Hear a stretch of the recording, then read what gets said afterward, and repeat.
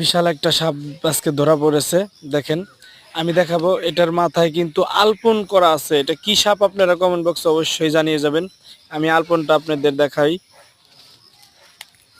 ওই যে দেখেন, কালা একটা আলপন করা আছে এটার মাথায়।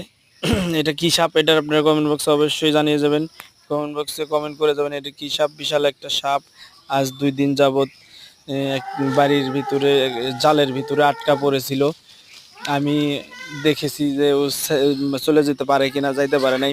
তো আসলে এখন এই সাপটাকে কি করা উচিত? এই সাপটাকে কি এখনো কিন্তু আঘাত করা হয় নাই, মারাও হয় নাই। এই সাপটা ছাড়তে গেলেও তো এখন ছেড়ে দিলেও কি যাইতে পারবে? মানে কিভাবে যাবে, নাকি সবাইকে কামড়েই দিবে? এই সাপটা আসলে এখন কি করা উচিত? কমেন্ট বক্সে অবশ্যই কমেন্ট করে যাবেন।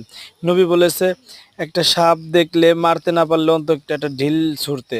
এখন এই সাপটাকে কি করা উচিত এই যে বন্ধুরা? কমেন্ট বক্সে অবশ্যই কমেন্ট